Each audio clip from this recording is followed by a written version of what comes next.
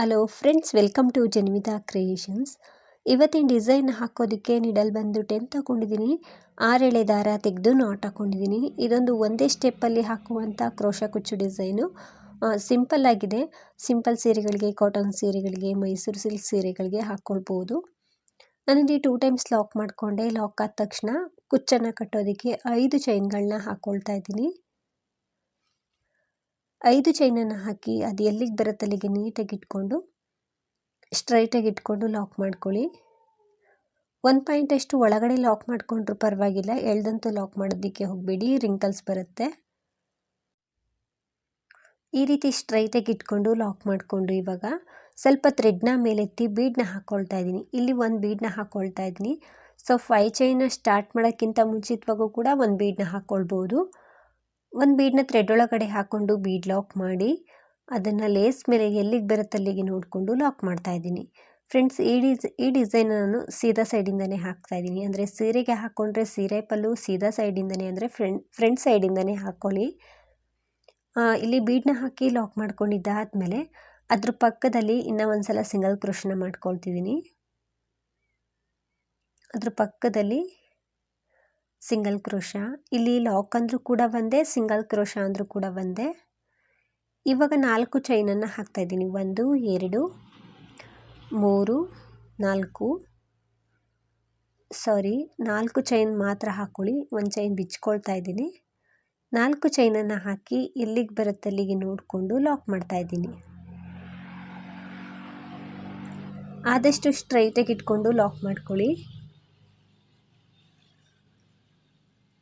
ಇವಾಗ ಮತ್ತೆ ನಾನು ಚೈನನ್ನು ಹಾಕ್ತಾ ಇದ್ದೀನಿ. 1 2 3 4 5 6 ಚೈನ್ಗಳನ್ನ ಹಾಕಿ ಅದನ್ನು ಯು ಶೇಪಲ್ಲಿ ಬರೋ ಹಾಗೆ ಲಾಕ್ ಮಾಡಬೇಕು. ಅಂದರೆ ಅದೆಲ್ಲಿಗೆ ಬರುತ್ತೆ ಅಲ್ಲಿಗೆ ನೀಟಾಗಿ ಸ್ಟ್ರೈಟಾಗಿ ಇಟ್ಕೊಂಡು ಒಂದು 2-3 ಚೈನಷ್ಟು ಒಳಗಡೆ ಲಾಕ್ ಮಾಡ್ಕೊಳ್ಳಿ.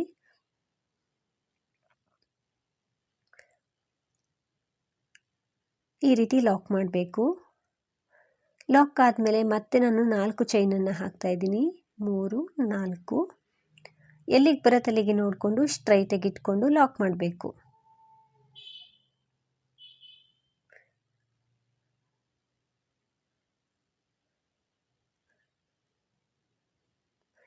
ಇಲ್ಲಿ ನಾನು ಸ್ಟಾರ್ಟಿಂಗು 5 ಚೈನ್ನ ಹಾಕ್ಕೊಂಡಿದ್ದಾದಮೇಲೆ ಬೀಡನ್ನ ಹಾಕ್ಕೊಂಡು 2 ಸಲ ಸಿಂಗಲ್ ಕ್ರೋಶನ ಮಾಡ್ಕೊಂಡಿದ್ದೀನಿ. ನಂತರ 4 ಚೈನು, 6 ಚೈನು ಮತ್ತು 4 ಚೈನು, ಅಂದರೆ 4 6 4 ಈ ರೀತಿಯಾಗಿ ಹಾಕ್ಕೊಂಡಿದ್ದೀನಿ. ಸೊ ಇಲ್ಲಿ ಆರ್ಚ್ ಬರುತ್ತೆ ಮಧ್ಯದಲ್ಲಿ. ಇವಾಗ ಲೇಸನ್ನು ಹಿಂದೆ ತಿರುಗಿಸ್ಕೊಂಡು, ಇದು ಒಂದೇ ಸ್ಟೆಪ್ ಡಿಸೈನ್ ಆಗಿರೋದ್ರಿಂದ ಸ್ವಲ್ಪ ಅಲ್ಲೇ ಟ್ವಿಸ್ಟ್ ಮಾಡಿ ಹಿಂದೆ ತಿರುಗಿಸಿ ಹಾಕ್ಕೊಳ್ಬೇಕು. ಪಕ್ಕದಲ್ಲಿ 4 ಚೈನ್ ಗ್ಯಾಪ್ ಇದೆಯಲ್ವಾ, ಅಲ್ಲಿ ಸಿಂಗಲ್ ಕ್ರೋಶನ ಮಾಡ್ತಾ ಇದ್ದೀನಿ. ಒಂದು ಸಲ ಸಿಂಗಲ್ ಕ್ರೋಶ, ಇನ್ನೂ ಒಂದು ಸಲ ಸಿಂಗಲ್ ಕ್ರೋಶನ ಮಾಡ್ಕೊಳ್ತಿದ್ದೀನಿ. 2 ಸಲ ಈ ರೀತಿ ಸಿಂಗಲ್ ಕ್ರೋಶನ ಮಾಡಿಕೊಂಡು ಸೂಜಿ ಮೇಲೆ ಥ್ರೆಡ್ಡನ್ನು ಸುತ್ತಕೊಂಡು ಪಕ್ಕದಲ್ಲಿರುವಂತಹ 6 ಚೈನ್ ಗ್ಯಾಪ್ ಏನಿದೆ ಈ ಗ್ಯಾಪಲ್ಲಿ ಹೋಗಿ ಥ್ರೆಡ್ಡನ್ನು ತಂದರೆ ಸೂಜಿ ಮೇಲೆ 3 ಲೂಪ್ ಇರುತ್ತೆ. ಸೂಜಿ ಮೇಲೆ ಥ್ರೆಡ್ಡನ್ನು ಸುತ್ತಕೊಂಡು 6 ಚೈನ್ ಗ್ಯಾಪಲ್ಲಿ ಹೋಗಿ ಥ್ರೆಡ್ಡನ್ನು ತಂದರೆ ಸೂಜಿ ಮೇಲೆ 3 ಲೂಪ್ ಇರುತ್ತೆ. 2 ಲೂಪಿಂದ 1 ಮತ್ತೆರಡು ಲೂಪಿಂದ 1 ಈ ರೀತಿ 2 ಬಾರಿ 2 ಲೂಪಲ್ಲಿ ನಾವು ಥ್ರೆಡ್ಡನ್ನು ಮೇಲೆ ಪಾಸ್ ಮಾಡಿಕೊಂಡ್ರೆ ಡಬಲ್ ಕ್ರೋಶ ಕಂಬ ಆಗುತ್ತೆ. ನಾನಿವಾಗ 2ನೇ ಡಬಲ್ ಕ್ರೋಶ ಕಂಬನ ಮಾಡ್ತಾ ಇದ್ದೀನಿ. 2 ಲೂಪಿಂದ 1 ಮತ್ತೆರಡು ಲೂಪಿಂದ 1. ಇಲ್ಲಿ ಬೇಕಿದ್ರೆ ನೀವು ಹಾಫ್ ಡಬಲ್ ಕ್ರೋಶನಾದರೂ ಮಾಡ್ಬೋದು, ಸಿಂಗಲ್ ಕ್ರೋಶನಾದರೂ ಮಾಡ್ಬೋದು. ನಾನು ಚಿಕ್ಕದಾಗಿ ಡಬಲ್ ಕ್ರೋಶ ಕಂಬಗಳನ್ನೇ ಮಾಡ್ಕೊಳ್ತಾ ಇದ್ದೀನಿ. 2 ದಾರದಿಂದ 1 ಮತ್ತೆರಡು ದಾರದಿಂದ 1 ಸೂಜಿ ಮೇಲೆ ಥ್ರೆಡ್ಡನ್ನು ಸುತ್ತಕೊಳ್ಬೇಕು. 6 ಚೈನ್ ಗ್ಯಾಪಲ್ಲಿ ಹೋಗಿ ಥ್ರೆಡ್ನ ತಂದು 2 ಲೂಪಿಂದ 1 ಸಲ ಮತ್ತೆರಡು ಲೂಪಿಂದ 1 ಸಲ ಥ್ರೆಡ್ಡನ್ನು ಮೇಲೆ ಪಾಸ್ ಮಾಡಿದ್ರೆ ಡಬಲ್ ಕ್ರೋಶ ಕಂಬ ಆಗುತ್ತೆ. ಸೊ ಪೂರ್ತಿಯಾಗಿ ಡಬಲ್ ಕ್ರೋಶ ಕಂಬಗಳನ್ನ ಇಲ್ಲಿ ಹಾಕ್ಕೊಳ್ಬೇಕು. ಆದಷ್ಟು ನೀಟಾಗಿ ಡಬಲ್ ಕ್ರೋಶ ಹಾಕ್ಕೊಂಡ್ರೆ ಆರ್ಚು ಕೂಡ ತುಂಬಾ ಚೆನ್ನಾಗಿ ಬರುತ್ತೆ, ನೀಟಾಗಿ ಫಿನಿಶಿಂಗ್ ಕಾಣಿಸುತ್ತೆ. ಇಲ್ಲಿ ನಾನು ಪೂರ್ತಿಯಾಗಿ ಡಬಲ್ ಕ್ರೋಶ ಕಂಬ ಮಾಡಿದ್ದೀನಿ. 12 ಡಬಲ್ ಕ್ರೋಶ ಕಂಬಗಳನ್ನ ಮಾಡಿ ನೆಕ್ಸ್ಟ್ ಪಕ್ಕದಲ್ಲಿ ಇರುವಂತಹ 4 ಚೈನ್ ಗ್ಯಾಪಲ್ಲಿ ಸಿಂಗಲ್ ಕ್ರೋಶನ ಮಾಡ್ತಾ ಇದ್ದೀನಿ. ಸೊ ಸ್ಟಾರ್ಟಿಂಗು 2 ಸಲ ಸಿಂಗಲ್ ಕ್ರೋಶ ಮಾಡಿನೇ ನಾವು ಡಬಲ್ ಕ್ರೋಶ ಕಂಬ ಮಾಡೋದಕ್ಕೆ ಶುರು ಮಾಡಿದ್ದು. ಹಾಗಾಗಿ ಇಲ್ಲೂ ಕೂಡ ಎಲ್ಲಿಗೆ ಬರುತ್ತೆ ಅಲ್ಲಿಗೆ ನೋಡಿಕೊಂಡು ಸಿಂಗಲ್ ಕ್ರೋಶನ ಮಾಡಿ ಅದರ ಪಕ್ಕದಲ್ಲಿ ಇನ್ನೂ ಒಂದು ಸಲ ಸಿಂಗಲ್ ಕ್ರೋಶನ ಮಾಡಿದ್ದೀನಿ. ಈ ಸೈಡು ಕೂಡ 2 ಸಲ ಸಿಂಗಲ್ ಕ್ರೋಶ ಬರಬೇಕು. ನಂತರ ಲೇಸ್ ಮೇಲೆ ಇರುವಂಥ ಫಸ್ಟ್ ಒಂದು ಸಿಂಗಲ್ ಕ್ರೋಶದ ಮೇಲೆ ಲಾಕ್ ಮಾಡ್ತಾ ಇದ್ದೀನಿ. ಸೊ ನಾವು ಇವಾಗ ಹಿಂದೆಯಿಂದ ಆರ್ಚ್ ಮಾಡ್ಕೊಂಡು ಬಂದಿದ್ದು ಇವಾಗ ಸೀದಾ ಸೈಡ್ಗೆ ತಿರುಗಿಸ್ಕೊಳ್ಬೇಕು. ಲೇಸನ್ನು ಸೀದಾ ಸೈಡ್ಗೆ ತಿರುಗಿಸ್ಕೊಂಡ್ಮೇಲೆ ಈ ರೀತಿ ಕಾಣಿಸುತ್ತೆ. ಸೊ ತುಂಬ ಚೆನ್ನಾಗಿ ಬರುತ್ತೆ ಕಂಬಗಳಿದು. ಈ ಕಂಬದ ಮೇಲೆ ನೀಟಾಗಿ ಹೋಲ್ ಗ್ಯಾಪ್ಗಳು ತುಂಬಾ ಚೆನ್ನಾಗಿ ಕಾಣಿಸುತ್ತೆ. ಸೂಜಿ ಮೇಲೆ ಥ್ರೆಡನ್ನು ಸುತ್ತಕೊಂಡು ಮೊದಲಿಗೆ ಈ ಕಂಬದ ಮೇಲೆ ಹೋಲ್ ಗ್ಯಾಪ್ ಇದೆಯಲ್ವಾ, ಫಸ್ಟ್ ಕಂಬದ ಮೇಲೆ ಇರುವಂತಹ ಹೋಲ್ ಗ್ಯಾಪಲ್ಲಿ ನಿಡಲ್ನ ಹಾಕಿ ಥ್ರೆಡನ್ನು ತಂದು ಡಬಲ್ ಕ್ರೋಶ ಕಂಬನ ಮಾಡ್ತಾಯಿದ್ದೀನಿ. 2 ಲೂಪಿಂದ ಒಂದು ಮತ್ತೆರಡು ಲೂಪಿಂದ ಒಂದು ಸಲ ಥ್ರೆಡನ್ನು ಮೇಲೆ ಪಾಸ್ ಮಾಡಿಕೊಂಡ್ರೆ ಡಬಲ್ ಕ್ರೋಶ ಕಂಬ ಆಗುತ್ತೆ. ಒಂದು ಕಂಬ ಆಯಿತು. ಎರಡನೇ ಕಂಬ ಮತ್ತು ಸೂಜಿ ಮೇಲೆ ಥ್ರೆಡನ್ನು ಸುತ್ತಕೊಂಡು ಈ ಎರಡನೇ ಕಂಬದ ಮೇಲೆ ಹೋಲ್ ಗ್ಯಾಪ್ ಇದೆಯಲ್ವ ಅಲ್ಲಿ ಹೋಗಿ ಥ್ರೆಡನ್ನು ತಂದು ಡಬಲ್ ಕ್ರೋಶ ಕಂಬನ ಮಾಡಬೇಕು. 2 ಲೂಪಿಂದ ಒಂದು ಮತ್ತೆರಡು ಲೂಪಿಂದ ಒಂದು, 2 ಕಂಬ ಆಯಿತು. 2 ಕಂಬ ಆದಮೇಲೆ 3 ಚೈನ್ನ ಹಾಕ್ತಾ ಇದ್ದೀನಿ. 3 ಚೈನ್ನ ಹಾಕಿ ಈ 2 ಕಂಬನ ಒಟ್ಟಿಗೆ ಸೇರಿಸ್ಕೊಂಡಂಗೆ ಲಾಕ್ ಮಾಡ್ತಾ ಇದ್ದೀನಿ. 2 ಕಂಬನ ಒಟ್ಟಿಗೆ ಸೇರಿಸ್ಕೊಂಡು ಲಾಕ್ ಮಾಡ್ತಾ ಇದ್ದೀನಿ. ಮತ್ತೆ ಸೂಜಿ ಮೇಲೆ ಥ್ರೆಡನ್ನು ಸುತ್ಕೊಳ್ತೀನಿ. ನೆಕ್ಸ್ಟ್ ಕಂಬ ಇದೆ ನೋಡಿ, ಆ ಕಂಬದ ಮೇಲೆ ಹೋಲ್ ಗ್ಯಾಪ್ ಇರುತ್ತೆ, ಅಲ್ಲಿ ಹೋಗಿ ಥ್ರೆಡನ್ನು ತಂದು ಡಬಲ್ ಕ್ರೋಶ ಕಂಬನ ಮಾಡ್ತಾ ಇದ್ದೀನಿ. 1 ಕಂಬ ಆಯಿತು. ಮತ್ತು ಎರಡನೇ ಡಬಲ್ ಕ್ರೋಶ ಕಂಬನ ಅದ್ರ ಪಕ್ಕದಲ್ಲಿರುವಂಥ ಕಂಬದ ಮೇಲೆ ಡಬಲ್ ಕ್ರೋಶ ಕಂಬನ ಮಾಡ್ತಾ ಇದ್ದೀನಿ. 2 ಕಂಬ ಆದಮೇಲೆ 3 ಚೈನ್ನ ಹಾಕಬೇಕು. ಆ 2 ಕಂಬನ ಒಟ್ಟಿಗೆ ಸೇರಿಸ್ಕೊಂಡಂಗೆ ಲಾಕ್ ಮಾಡಬೇಕು. ಆವಾಗ ಪಿಕೋಟ್ ಆಗುತ್ತೆ. 2 ಕಂಬನ ಸೇರಿಸಿ ನಾನು ಪಿಕೋಟ್ನ ಮಾಡ್ತಾ ಇದ್ದೀನಿ. ಮತ್ತೆ ಸೂಜಿ ಮೇಲೆ ಥ್ರೆಡನ್ನು ಸುತ್ಕೊಳ್ತೀನಿ. ನೆಕ್ಸ್ಟ್ ಹೋಲ್ ಗ್ಯಾಪಲ್ಲಿ ಹೋಲ್ ಕಾಣಿಸುತ್ತೆ ಅಲ್ವಾ, ಅಲ್ಲಿ ಹೋಗಿ ಥ್ರೆಡನ್ನು ತಂದು ಡಬಲ್ ಕ್ರೋಶ ಕಂಬನ ಮಾಡ್ತಾ ಇದ್ದೀನಿ. 1 ಕಂಬ ಆಯಿತು. ಎರಡನೇ ಕಂಬ ಇವಾಗ ನೆಕ್ಸ್ಟ್ ಹೋಲ್ ಗ್ಯಾಪಲ್ಲಿ ಒಂದೇ ಕಂಬದ ಮೇಲೆ 2 ಕಂಬ ಮಾಡೋ ಹಾಗಿಲ್ಲ. ನೆಕ್ಸ್ಟ್ ಅದ್ರ ಪಕ್ಕದಲ್ಲಿರುವಂಥ ಕಂಬದಲ್ಲಿ ಕಂಬನ ಮಾಡಬೇಕು. ಈ ರೀತಿ 2 ಕಂಬಗಳನ್ನ ಮಾಡ್ಕೊಂಡ್ಮೇಲೆ 3 ಚೈನ್ನ ಹಾಕಿ ಆ 2 ಕಂಬನ ಒಟ್ಟಿಗೆ ಸೇರಿಸ್ಕೊಂಡು ಲಾಕ್ ಮಾಡಿದ್ರೆ ಪಿಕೋಟ್ ಆಗುತ್ತೆ. ಇಲ್ಲಿ ಎಲ್ಲ ಕಂಬದ ಮೇಲೂ ಕೂಡ ಡಬಲ್ ಕ್ರೋಶ ಕಂಬ ಬರುತ್ತೆ, ಯಾವುದು ಕಂಬನ ಸ್ಕಿಪ್ ಮಾಡೋ ಹಾಗಿಲ್ಲ. 3 ಪಿಕೋಟ್ ಆದಮೇಲೆ ಇವಾಗ ಸ್ವಲ್ಪ ಥ್ರೆಡ್ನ ಮೇಲೆತ್ತಿ ಒಂದು ಬೀಡನ್ನ ಹಾಕ್ಕೊಳ್ತಿದ್ದೀನಿ. ಒಂದು ರೌಂಡ್ ಶೇಪ್ ಬೀಡನ್ನ ಹಾಕ್ಕೊಂಡು ಇದಕ್ಕಿಂತ ಚಿಕ್ಕ ಬೀಡಾದರೂ ತಗೊಳ್ಬೋದು. ಬೀಡನ್ನ ಥ್ರೆಡ್ ಒಳಗಡೆ ಹಾಕ್ಕೊಂಡಿದ್ದೀನಿ. ಸೂಜಿ ಮೇಲೆ ಥ್ರೆಡನ್ನು ಸುತ್ತಕೊಂಡು ಅದ್ರ ಪಕ್ಕದ ಕಂಬದ ಮೇಲೆ ಹೋಲ್ ಗ್ಯಾಪ್ ಕಾಣಿಸುತ್ತಲ್ವ, ಅಲ್ಲಿ ಹೋಗಿ ಥ್ರೆಡನ್ನು ತಂದು ಡಬಲ್ ಕ್ರೋಶ ಕಂಬನ ಮಾಡ್ತಾ ಇದ್ದೀನಿ. 2 ಲೂಪಿಂದ ಒಂದು ಮತ್ತೆರಡು ಲೂಪಿಂದ ಒಂದು, 1 ಕಂಬ ಆಯಿತು. ಮತ್ತೆ ಸೂಜಿ ಮೇಲೆ ಥ್ರೆಡನ್ನು ಸುತ್ತಕೊಂಡು ಅದ್ರ ಪಕ್ಕದ ಕಂಬದ ಮೇಲೆ ಈ ರೀತಿ ಹೋಲ್ ಗ್ಯಾಪ್ ಕಾಣಿಸುತ್ತೆ, ಅಲ್ಲಿ ಹೋಗಿ ಥ್ರೆಡನ್ನು ತಂದು ಡಬಲ್ ಕ್ರೋಶ ಕಂಬ. ಡಬಲ್ ಕ್ರೋಶ ಕಂಬ ಆದಮೇಲೆ 3 ಚೈನ್ನ ಹಾಕಬೇಕು. ಈ 2 ಕಂಬಗಳೇನಿದೆ ಎರಡನ್ನು ಕೂಡ ಒಟ್ಟಿಗೆ ಸೇರಿಸ್ಕೊಂಡಂಗೆ ಲಾಕ್ ಮಾಡಬೇಕು. ಸೊ ಪಿಕೋಟ್ ಆಗುತ್ತೆ. ಮತ್ತೆ ಸೂಜಿ ಮೇಲೆ ಥ್ರೆಡನ್ನು ಸುತ್ಕೊಳ್ತೀನಿ. ನೆಕ್ಸ್ಟ್ ಕಂಬದ ಮೇಲೆ ನಿಡಲ್ನ ಚುಚ್ಚಿ ಥ್ರೆಡನ್ನು ತಂದು ಡಬಲ್ ಕ್ರೋಶ ಕಂಬ. 1 ಕಂಬ ಆಯಿತು. ಮತ್ತೆ ಸೂಜಿ ಮೇಲೆ ಥ್ರೆಡನ್ನು ಸುತ್ತಕೊಂಡು ಅದರ ನೆಕ್ಸ್ಟ್ ಕಂಬದ ಮೇಲೆ ಹೋಗಿ ಥ್ರೆಡನ್ನು ತಂದು ಡಬಲ್ ಕ್ರೋಶ ಕಂಬ. ಈ ರೀತಿ 2 ಕಂಬ ಮಾಡಿಕೊಂಡು ನಂತರ ನಾವು 3 ಚೈನ್ನ ಹಾಕಬೇಕು. 3 ಚೈನ್ನ ಹಾಕಿ ಆ 2 ಕಂಬನ ಒಟ್ಟಿಗೆ ಸೇರಿಸ್ಕೊಂಡಂಗೆ ಲಾಕ್ ಮಾಡಬೇಕು. ಲಾಕ್ ಆದಮೇಲೆ ಮತ್ತೆ ನಾವು ಸೂಜಿ ಮೇಲೆ ಥ್ರೆಡನ್ನು ಸುತ್ತಕೊಂಡು ನೆಕ್ಸ್ಟ್ ಕಂಬದ ಮೇಲೆ ಡಬಲ್ ಕ್ರೋಶ ಕಂಬನ ಮಾಡಬೇಕು.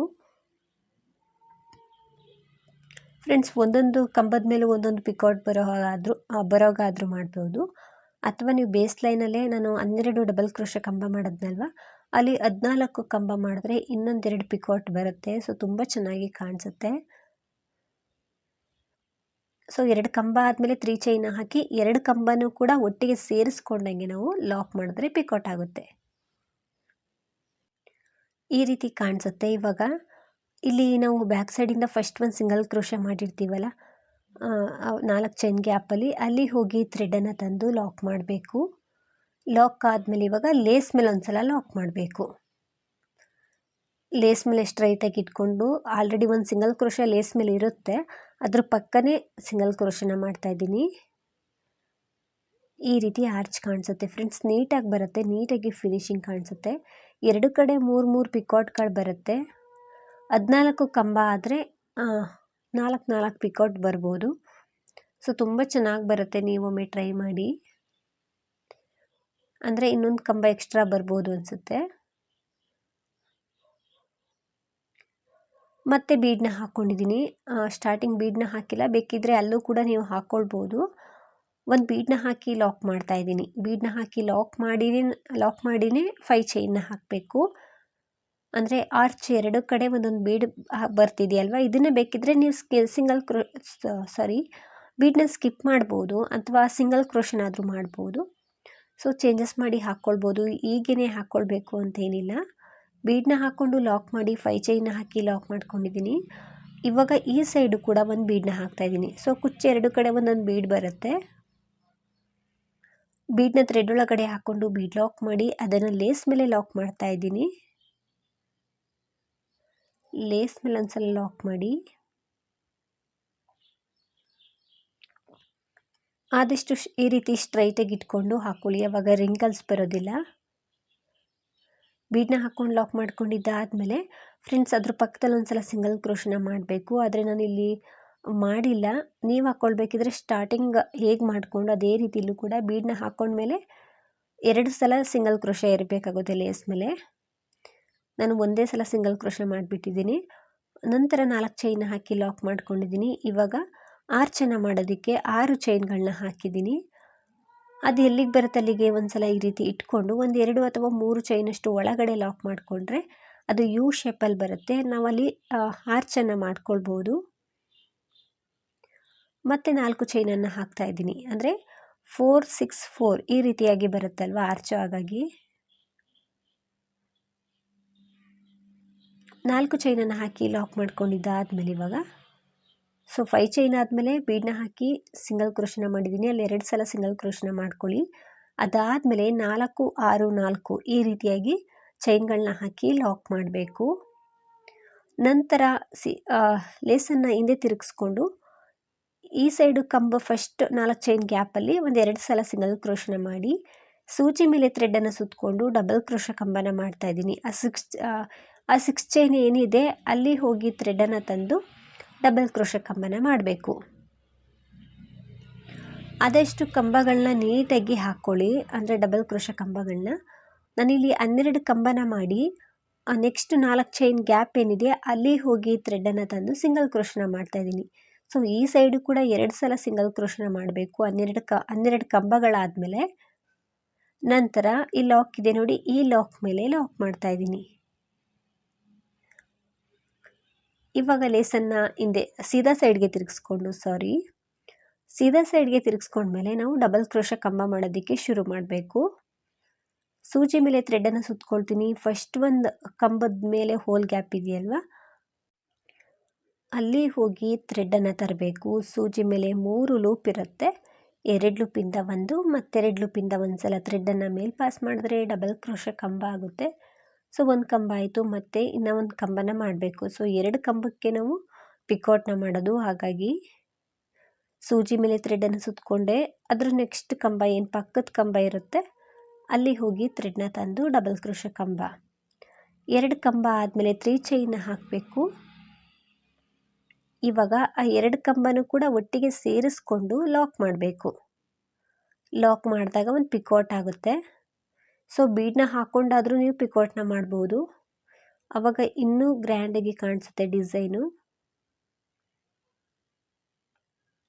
ಮತ್ತೆ ಸೂಜಿ ಮೇಲೆ ಥ್ರೆಡನ್ನು ಸುತ್ತಕೊಂಡು ಒಂದು ಕಂಬನ ಮಾಡಿಕೊಂಡೆ, 2ನೇ ಡಬಲ್ ಕ್ರೋಶ ಕಂಬ. ಸೊ ಅದ್ರ ಪಕ್ಕದ ಕಂಬದ ಮೇಲೆ ಕಂಬನ ಮಾಡಬೇಕು. ಒಂದೇ ಕಂಬಕ್ಕೆ 2 ಕಂಬಗಳನ್ನ ಮಾಡೋ ಹಾಗಿಲ್ಲ. 2 ಕಂಬ ಆದಮೇಲೆ 3 ಚೈನ್ನ ಹಾಕಿ ಅದೇ 2 ಕಂಬನ ಒಟ್ಟಿಗೆ ಸೇರಿಸ್ಕೊಂಡು ಲಾಕ್ ಮಾಡ್ತಾ ಇದ್ದೀನಿ. 2 ಪಿಕೋಟ್ ಆಯಿತು. ಮತ್ತೆ ಸೂಜಿ ಮೇಲೆ ಥ್ರೆಡನ್ನು ಸುತ್ಕೊಳ್ತೀನಿ. ನೆಕ್ಸ್ಟ್ ಕಂಬದ ಮೇಲೆ ಹೋಲ್ ಗ್ಯಾಪ್ ಕಾಣಿಸುತ್ತಲ್ವ, ಅಲ್ಲಿ ಹೋಗಿ ಥ್ರೆಡನ್ನು ತಂದು ಡಬಲ್ ಕ್ರೋಶ ಕಂಬ, 2ನೇ ಕಂಬ, 2 ಕಂಬ ಆದಮೇಲೆ 3 ಚೈನ್ ಹಾಕಬೇಕು. ಆ 2 ಕಂಬನ ಒಟ್ಟಿಗೆ ಸೇರಿಸ್ಕೊಂಡಂಗೆ ಲಾಕ್ ಮಾಡಬೇಕು. ಸೊ 3 ಪಿಕಾಟ್ಗಳನ್ನ ಮಾಡ್ಕೊಂಡಿದ್ದೀನಿ ಇವಾಗ ಬೀಡನ್ನ ಹಾಕ್ಕೊಳ್ತಾ ಇದ್ದೀನಿ. ಒಂದು ಬೀಡನ್ನ ಹಾಕ್ಕೊಂಡು, ಅಥವಾ ಇದನ್ನು ಸ್ಕಿಪ್ ಮಾಡ್ಬೋದು ಫ್ರೆಂಡ್ಸ್, ಹಾಕ್ಕೊಳ್ಳೇಬೇಕು ಅಂತೇನಿಲ್ಲ, ಬೇಕು ಅಂದರೆ ಸ್ಕಿಪ್ ಮಾಡ್ಬೋದು. ಬೀಡನ್ನ ಹಾಕ್ಕೊಂಡ್ಮೇಲೆ ಡಬಲ್ ಕ್ರೋಶೆ ಕಂಬನ ಮಾಡಬೇಕು. ಸೊ 2 ಕಂಬನ ಮಾಡಿ 3 ಚೈನ್ನ ಹಾಕಬೇಕು. 2 ಕಂಬ ಆದಮೇಲೆ 3 ಚೈನ್. ಆ 2 ಕಂಬನ ಒಟ್ಟಿಗೆ ಸೇರಿಸ್ಕೊಂಡಂಗೆ ಲಾಕ್ ಮಾಡಬೇಕು. ಸೊ ಪೂರ್ತಿಯಾಗಿ ಹಾಕ್ಕೊಳ್ತೀನಿ. 2 ಕಡೆ 3 ಪಿಕಾಟ್ ಬರುತ್ತೆ, ಒಂದು ಬೀಡ್ ಬರುತ್ತೆ ಮಧ್ಯದಲ್ಲಿ. ಇವಾಗ ನಾನು ಇಲ್ಲಿ ಕೊನೆ ಸಿಂಗಲ್ ಕ್ರೋಶದ ಮೇಲೆ ಲಾಕ್ ಮಾಡ್ತಾ ಇದ್ದೀನಿ. ಅಂದರೆ ಲೆಫ್ಟಿಂದ ಹಾಕ್ಕೊಂಡು ಬಂದಿರ್ತೀವಲ್ಲ 2 ಸಿಂಗಲ್ ಕ್ರೋಶ, ಅದರಲ್ಲಿ ಫಸ್ಟ್ ಒಂದು ಸಿಂಗಲ್ ಕ್ರೋಶ, ಇಲ್ಲಿ ರೈಟಿಂದ ಆದರೆ 2ನೇ ಸಿಂಗಲ್ ಕ್ರೋಶ ರೀತಿ ಕಾಣಿಸುತ್ತೆ. ಅಲ್ಲೊಂದ್ಸಲ ಲಾಕ್ ಮಾಡಿ, ಇವಾಗ ನಾನು ಲೇಸ್ ಮೇಲೆ ಲಾಕ್ ಮಾಡ್ತಾ ಇದ್ದೀನಿ. ಲೇಸ್ ಮೇಲೆ ಒಂದ್ಸಲ ಲಾಕ್ ಮಾಡಿ ಬೀಡನ್ನ ಹಾಕಬೇಕು. ಸೊ ತುಂಬ ಕ್ಯೂಟಾಗಿ ಬರುತ್ತೆ, ನೀಟಾಗಿ ಫಿನಿಶಿಂಗ್ ಬರುತ್ತೆ.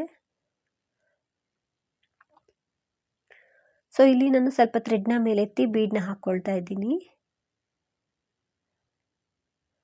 ಒಂದು ಬೀಡನ್ನ ಥ್ರೆಡ್ ಒಳಗಡೆ ಹಾಕ್ಕೊಂಡು ನಾವು ಬೀಡ್ ಲಾಕ್ ಮಾಡಿ ನಂತರ ಲೇಸ್ ಮೇಲೆ ಲಾಕ್ ಮಾಡಬೇಕು. ಅದಾದಮೇಲೆ ಕುಚ್ಚನ್ನು ಕಟ್ಟೋದಕ್ಕೆ 5 ಚೈನ್ಗಳನ್ನ ಹಾಕಬೇಕು. ಸೊ ತುಂಬ ಚೆನ್ನಾಗಿ ಬಂದಿದೆ, ನೋಡ್ತಿರ್ಬೋದು. ಇದೇ ರೀತಿ ನಾನು ಇನ್ನೂ ಒಂದು ಆರ್ಚನ್ನು ಕೂಡ ಮಾಡ್ಕೊಳ್ತೀನಿ. ಆರ್ಚ್ ಎಲ್ಲ ಆದಮೇಲೆ ಬೀಡನ್ನ ಹಾಕಿ 5 ಚೈನ್ನ ಹಾಕಿ ನಂತರ ಬೀಡನ್ನ ಹಾಕಬೇಕು.